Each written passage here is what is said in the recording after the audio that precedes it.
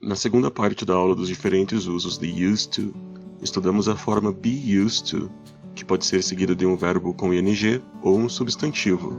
Be used to significa que aquilo lhe é familiar, algo com o qual você já está acostumado. Esta situação não lhe é estranha ou nova.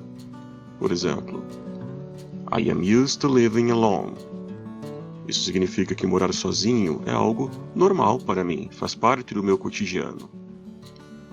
You are used to going to yoga classes every morning. Novamente, ir à aula de yoga é totalmente normal para você. É parte da sua rotina. Ok. Agora vamos para o ponto principal desta aula, que é a estrutura get used to. Get used to é seguido de um verbo com ing ou um substantivo. Esta forma é utilizada para falarmos sobre o processo de nos tornarmos acostumados com algo.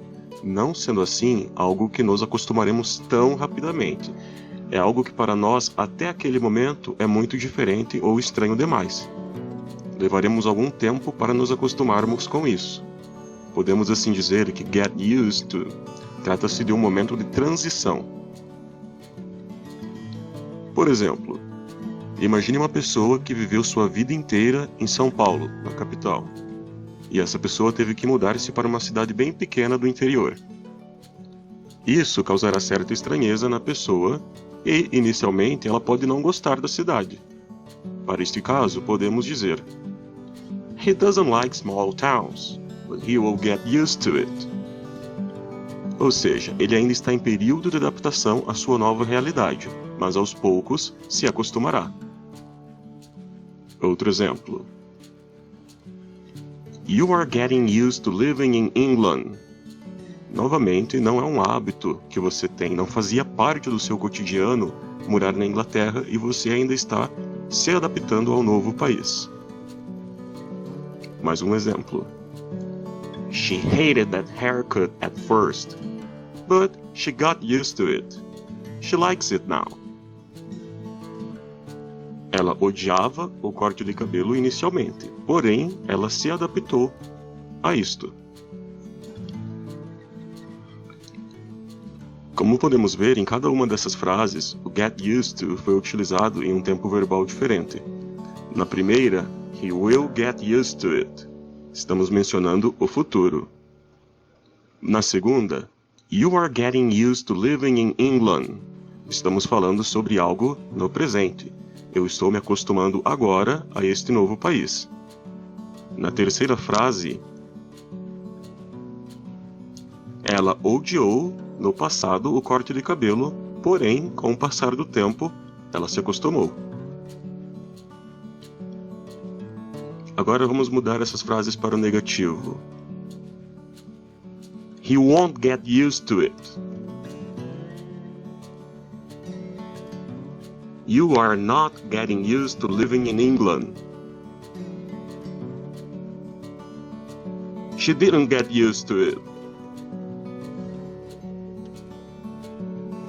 Para mudarmos para o interrogativo, como sempre, invertemos a posição dos auxiliares com os sujeitos. Will he get used to it? Are you getting used to living in England? Did she get used to it? Percebam então que, assim como vimos na aula anterior que podemos utilizar be used to com vários tempos verbais, o mesmo acontece com a forma get used to. Alright, vamos revisar o que estudamos até aqui. Lembrem-se da primeira aula. Usamos used to para hábitos e situações do passado. Elas não fazem mais parte do nosso presente momento. Por exemplo, I used to live in Curitiba. Na segunda aula, estudamos be used to, que pode ser seguido por um verbo com ing ou um substantivo. Utilizamos isto para falar de algo que nos é, foi ou será familiar, sendo parte do nosso dia a dia. I am used to living in Curitiba.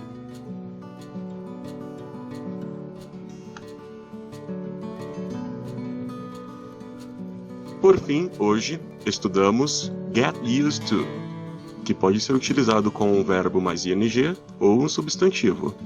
Ele é utilizado para nos referirmos ao processo de estarmos nos adaptando a uma situação que não fazia parte da nossa vida.